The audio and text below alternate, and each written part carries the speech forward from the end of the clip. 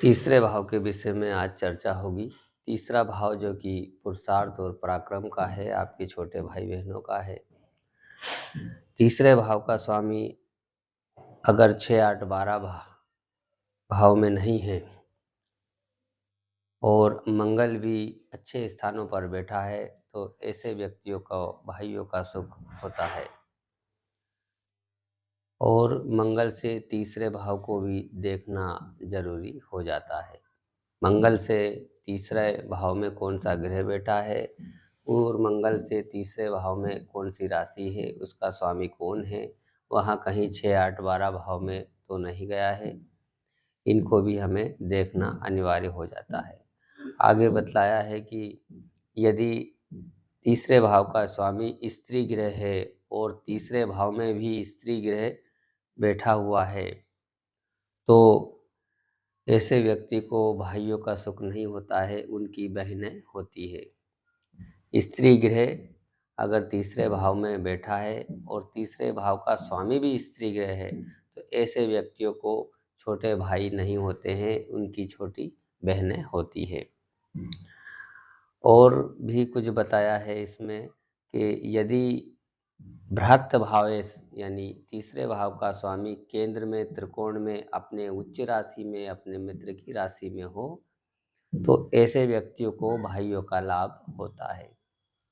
वहीं पर अगर मान लीजिए कि तीसरे भाव का स्वामी जो है पाप ग्रह के साथ में है और तीसरा भाव भी पाप ग्रह से पीड़ित है, तो ऐसा व्यक्ति भाइयों के सुख से वंचित रहता है। तीसरे भाव जो पुरुषार्थ का है, आपके जो संघर्ष है वो तीसरे भाव से देखे जाते हैं कि आपके अंदर कितनी ताकत है, कितना आप संघर्ष भरे जीवन में आप किस प्रकार से अपने लक्ष्य की ओर अग्रसर होते हैं।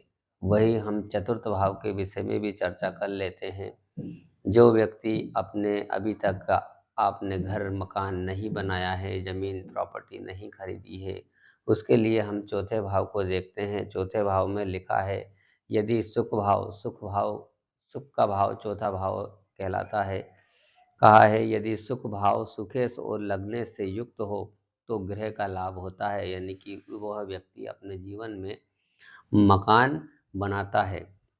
सुख भाव और सुख भाव का स्वामी लग्नेश से युक्त यानी लग्नेश के साथ में हो, यानी लग्नेश जो है तीसरे भाव में चौथे भाव में बैठा हो तो ग्रह का लाभ होता है। वही चौथे घर का स्वामी भी चौथे घर में होना अनिवार्य है।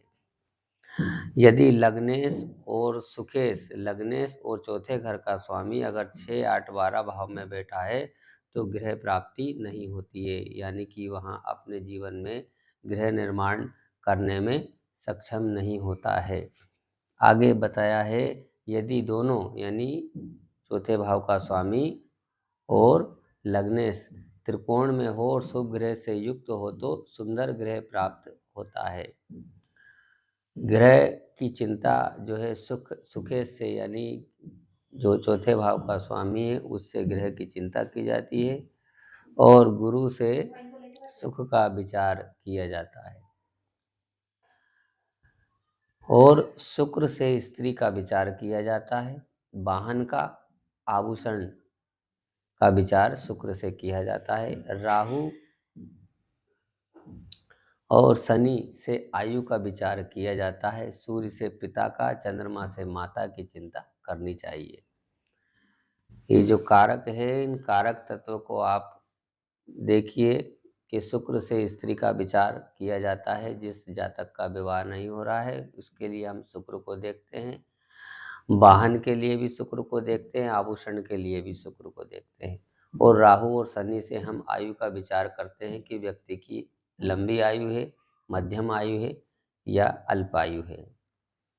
और सूर्य से हम पिता का विचार करते हैं और चंद्रमा से माता का विचार करते हैं। आगे जो है बुध से बुद्धि का विचार किया जाता है। जब ये कारक उन भावों में भावेशों से युक्त हो तो उन पदार्थों की वृद्धि होती है, यानी सुखेश यानी कि चौथे भाव में अगर शुक्र बैठा है या शुक्र की दृष्टि है तो ऐसे व्यक्ति का जो है मकान अच्छा सुंदर बनता है। आगे लिखा है शुक्र केंद्र त्रिकोण में उच्च में गए हुए ग्रह से दृष्ट हो। चौथे भाव का स्वामी केंद्र में और त्रिकोण में गए हुए उच्च ग्रह की दृष्टि में हो। आगे कहा है अपनी राशि उच्च और अपने अंश में होकर सुख स्थान में हो तो विचित्र प्रकार से मंडित ग्रह बनता है, यानी रंग रूप मतलब अच्छा बेहतरीन मकान उस व्यक्ति को बनता है। किसका बनता है? अपनी राशि उच्च और अपने अंश में होकर सुखेश यानी चौथे भाव का स्वामी अपने स्वयं की राशि में बैठा हो या अपनी उच्च की राशि में बैठा हो या त्रिकोण में बैठा हो या अपने मित्र की राशि में हो तो उसका अच्छा सुंदर मकान बनता है। यदि सुखेश कर्मेश से युक्त होकर केंद्र त्रिकोण में हो तो सुंदर ग्रह प्राप्त होता है। यदि चौथे भाव का स्वामी 10वें भाव के स्वामी के साथ में केंद्र में बैठा हो या त्रिकोण में बैठा हो तो उसका सुंदर ग्रह होता है। आगे लिखा है सुखेश शुभ ग्रह हो और शुभ ग्रह से देखा जाता हो और बुध लग्न में हो तो मनुष्य बंधु पूज्य होता है।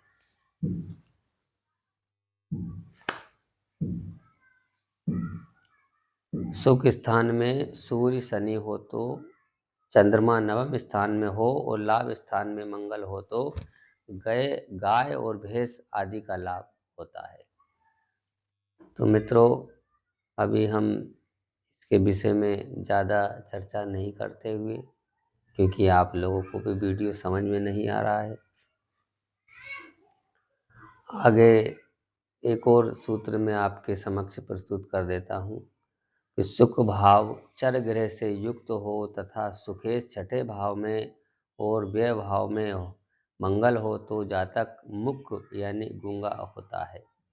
सुख भाव का स्वामी चर ग्रह से युक्त हो तथा सुखेश छठे भाव में मतलब वहाँ छठे घर में बैठा हो और चर ग्रह से युक्त हो।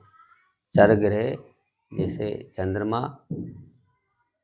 और आपका बुध जो स्वाभाविक ग्रह है, बुध वाणी का भी कारक है, साथ में रहेगा तो वाणी को दोष लगेगा। आगे हम पंचम भाव संतान के विषय में चर्चा हम अगले वीडियो में करेंगे। तब तक के लिए जय श्री कृष्णा।